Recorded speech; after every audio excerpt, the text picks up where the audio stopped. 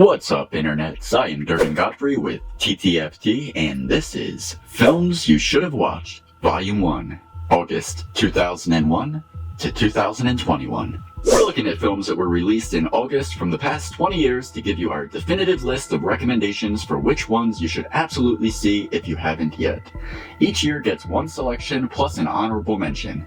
We were mindful of our curation, ensuring to provide you with a reasonable balance of summer blockbuster hits and underrated, underappreciated gems that you may have missed. Let's get straight to it.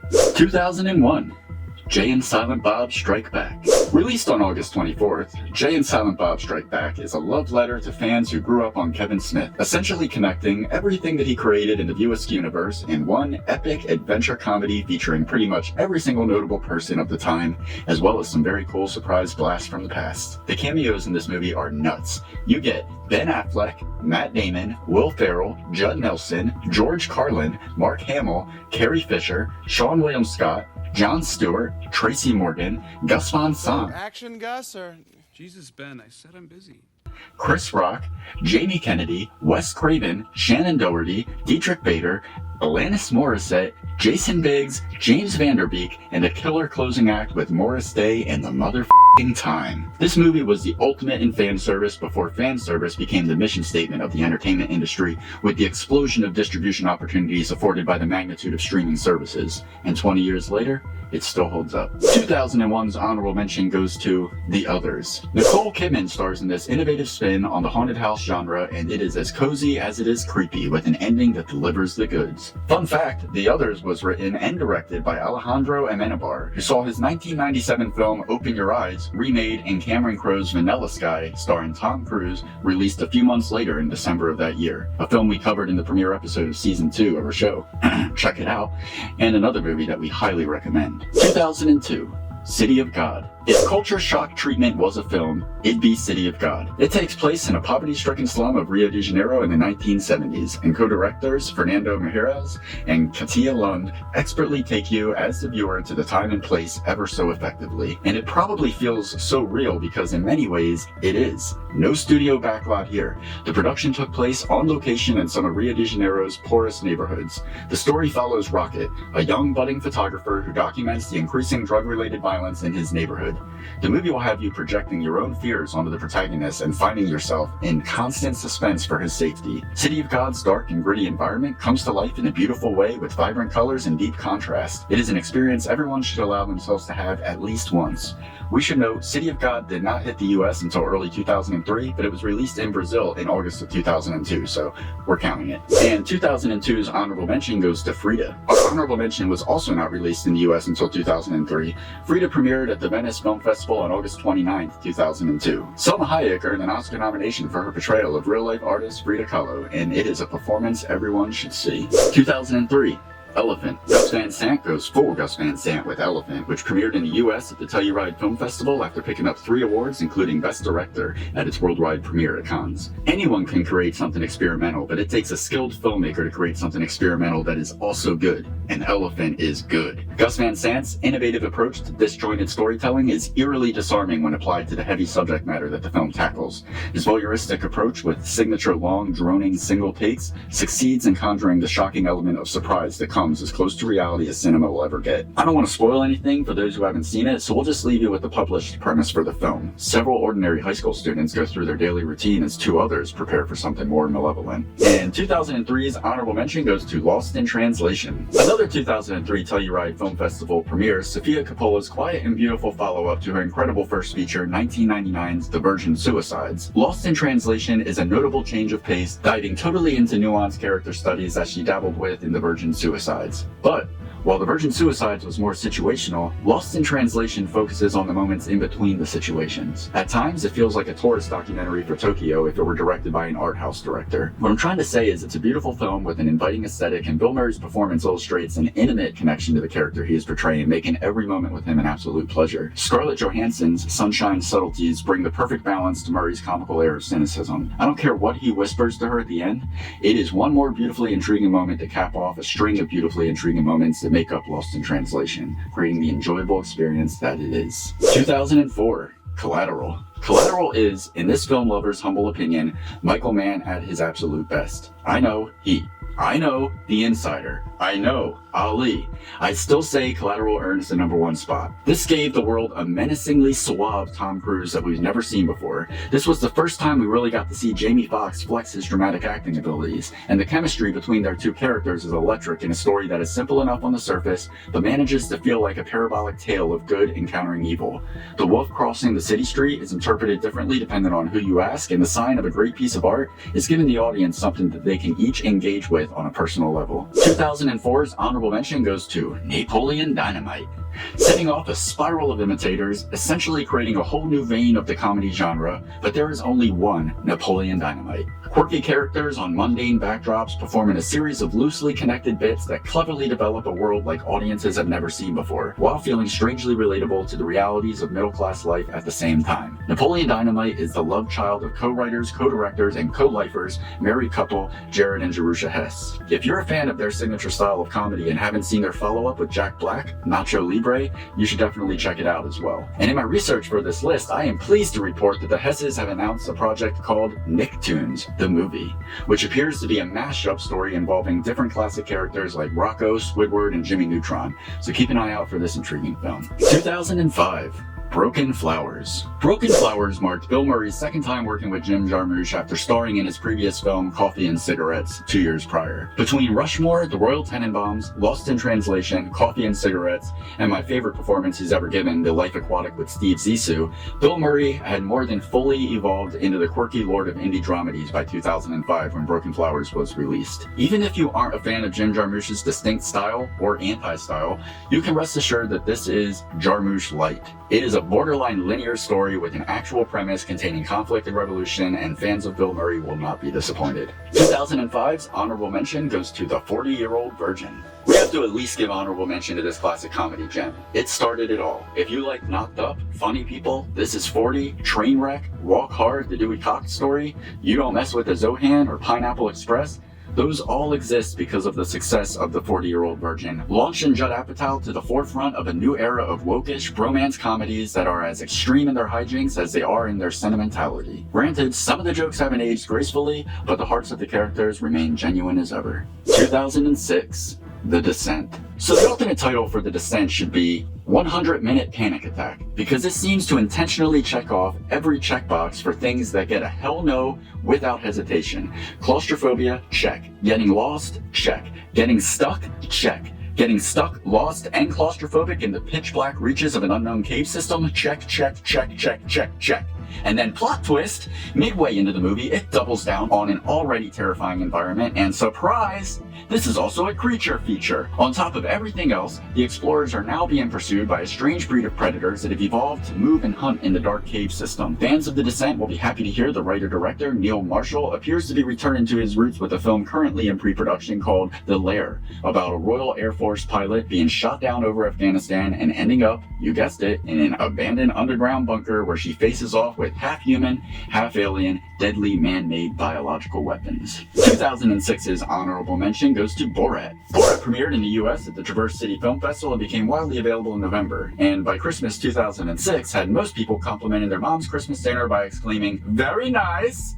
Writer and star Sacha Baron Cohen, along with director Larry Charles, blurred the lines of reality and fiction on a whole new level beyond anything experienced before. 2007, Superbad. We all became best friends with Michael Cera, Christopher Mintz-Plasse, and Jonah Hill in the summer of 2007 with the super quotable film written by Seth Rogen and Evan Goldberg as sort of a loose autobiographical depiction of their own adventures as teenagers. Fitting comfortably in the new vein of super sentimental bromance comedies, Superbad provides a hilarious, heartfelt, and authentic look into all the nuances of the transitional woes that seniors face as they prepare for graduation, packed into one eventful evening centered around a plan to score booze for a party they're trying to get to. 2007's honorable mention goes to The 10. Fans of David Wayne will love this honorable mention. It is pure, unadulterated Wayne, unleashed within 10 loosely connecting sketches, each based on a different one of the 10 Commandments. This is absurdity in its purest form. We covered The 10 in episode 10 of season 2. If you're a fan, check it out. And a bonus honorable mention for 2007 goes to Hot Rod. 2007 boasted a fantastic summer for over-the-top comedy, so we had to include 2 honorable mentions for this year because the guys from Lonely Island delivered such a fun and entertaining time in their first feature film, Hot Rod. So if you haven't seen it, call upon the spirit of Couch Potato and get to enjoying it. 2008. Pineapple Express. Writers Seth Rogen and Evan Goldberg are back again. Last year, they elevated teen comedies to a new high with Superbad. This year, they teamed up with director David Gordon Green to take the stoner comedy genre to new heights. The chemistry between Seth Rogen and James Franco is pure, joyous hilarity to witness. The genre-bending twist that takes us into the realms of adventure, action, and at times, even legitimate suspense, makes this stoner buddy flick an intriguing experience that leaves the audiences guessing what the hell could possibly happen next. 2008's honorable mention goes to Tropic Thunder. We covered Tropic Thunder for the second episode of our second season because this movie is brilliant on so many levels.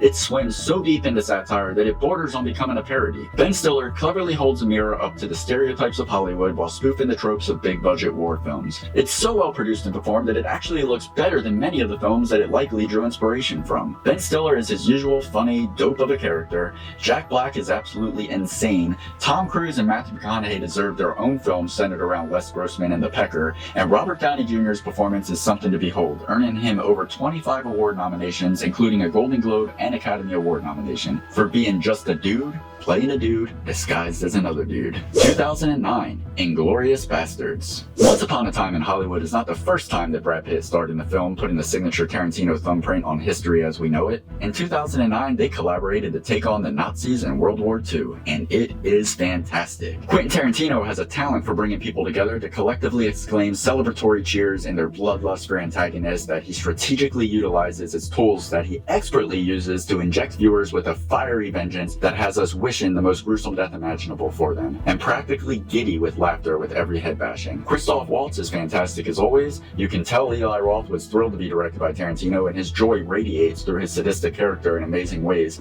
plus a surprise appearance by Mike Myers. Inglorious Bastards is a bloody fun time. 2009's honorable mention goes to The Goods. This movie does not get remotely near to receiving the appreciation and acclaim that it deserves. Jeremy Piven energetically carries the film with a cast of hilarious co-stars including Ving Rhames, David Koechner, James Brolin, Kathryn Hahn, Ed Helms, Tony Hill, Ken Jeong, Rob Riggle, Brian Callen, Craig Robinson, and Joey Kern, and everyone is at the top of their game. Directed by Neil Brennan, co-creator of Chappelle's Show, The Goods does not waste a single moment of its 89-minute running time. The jokes per page for this movie is insane. Oftentimes, I would miss jokes because I was still laughing from the previous punchline that came seconds before. The Goods follows Jeremy Piven's Don Reddy, a used car liquidator who is hired to save a flailing auto dealership from their rapidly approaching demise. Imagine if Office Space took cocaine and went to a car dealership.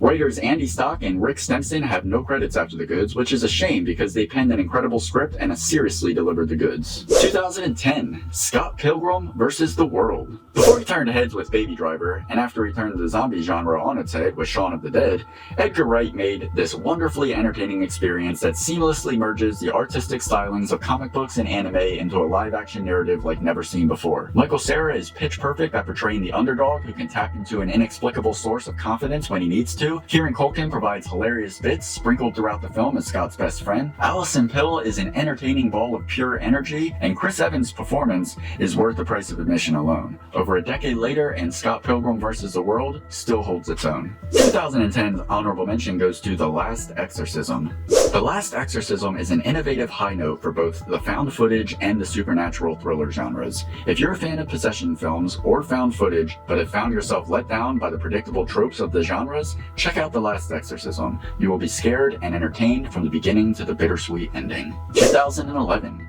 Our Idiot Brother. Our Idiot Brother is one of those classic comedies where someone who would easily be considered an outcast in society is the hero protagonist of the film. Paul Rudd plays Ned, an idealist who barges into the lives of his three sisters to turn their worlds upside down. This movie could have easily been a predictable paint-by-numbers comedy following many stories with similar characters that civilized society would see as flawed but end up teaching us something about how to live our lives better. But there's something about Our Idiot Brother and Rudd's performance that makes this one special and definitely worth watching. 2011's honorable mention goes to Flypaper. You came for McDreamy, you got an erotic, unpolished character by contrast. Flypaper proves Patrick Dempsey's range as an actor and his ability to effectively and expertly pull off a quick-witted character with an onion's worth of layers to peel back. Ashley Judd and Tim Blake Nelson are terrific in their supporting roles. 2012. Premium Rush. Whatever Joseph Gordon-Levitt does, he gives every single bit of his commitment to, and it shows.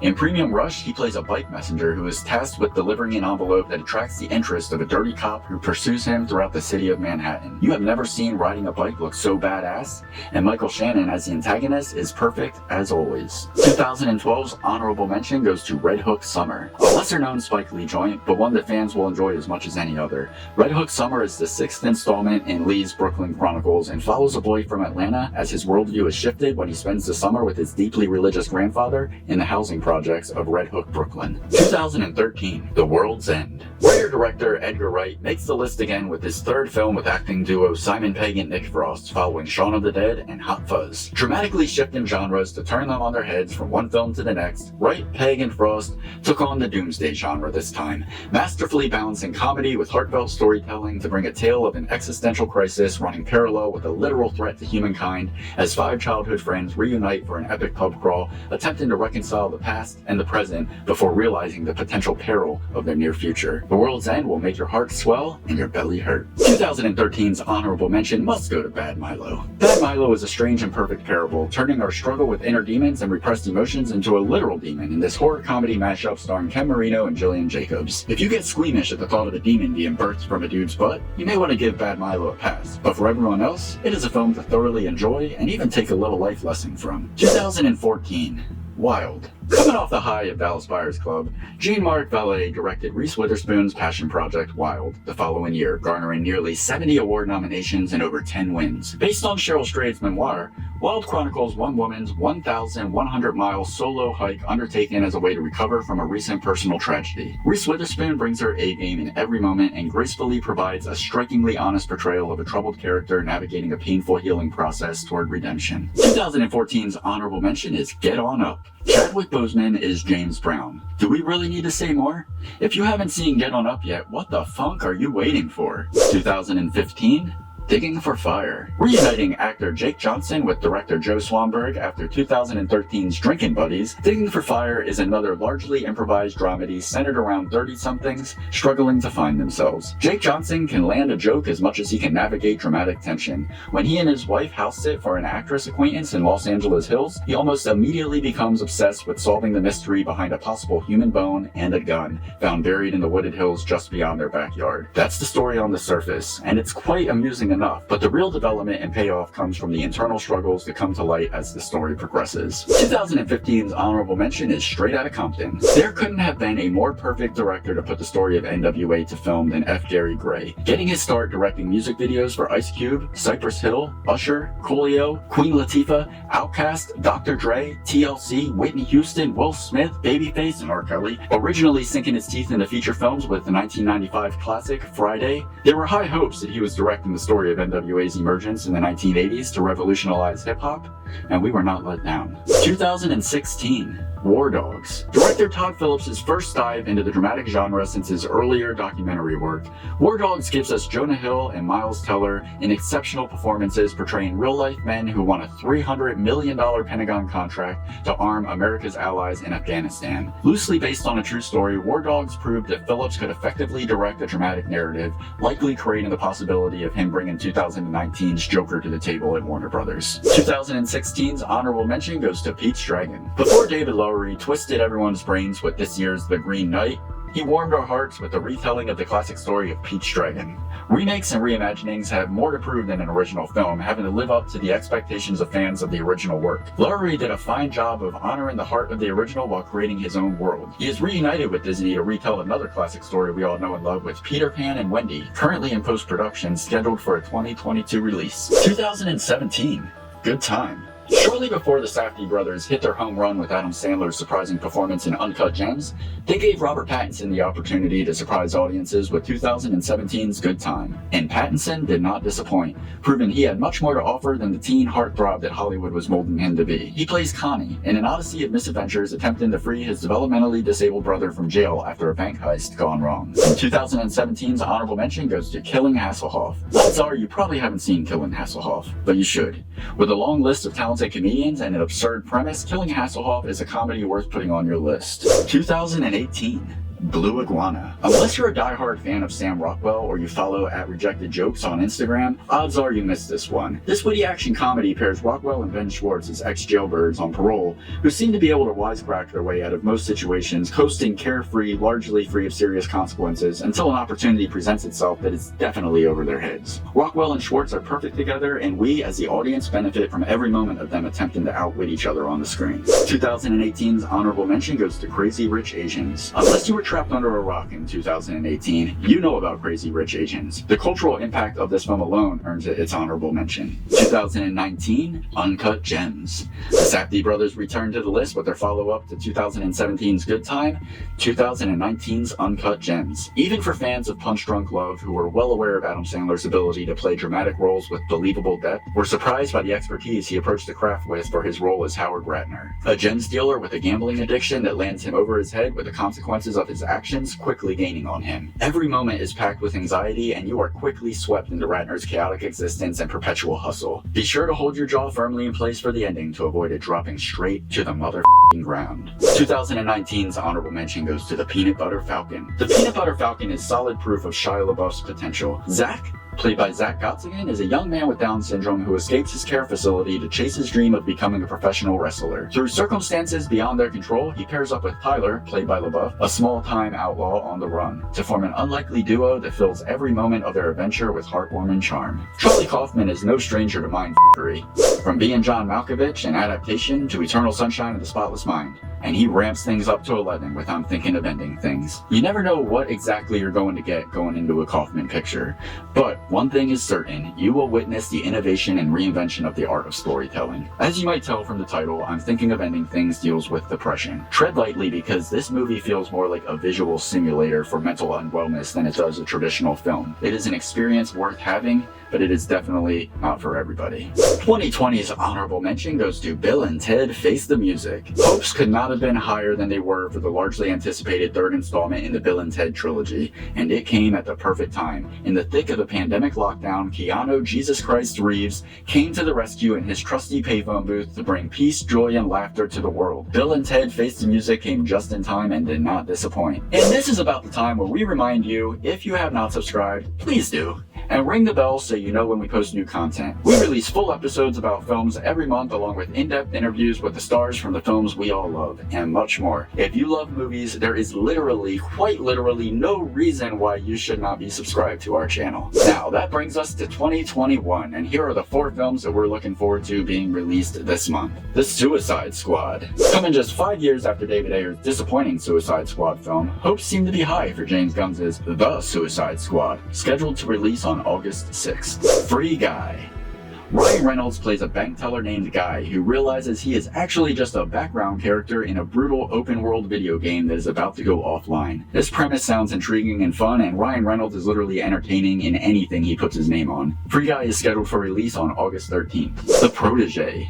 Michael Keaton and Samuel L. Jackson reunite and are joined by Maggie Q in The Protege, a classic revenge story following Q, Jackson's protege, on a mission to avenge his brutal murder. Keaton is the antagonist, and that's worth the price of admission alone. The Protege is set for an August 20th release. Handyman. Written and directed by Nia DaCosta and co-written by Jordan Peele, who has essentially sealed his place from comedy legend to horror icon, bring back a classic horror, and we can't wait to see what they've done with the story. Candyman releases on August 27th, and we'll actually be covering it in great detail on the podcast on October 7th, kicking Halloween month off right. And that's the list.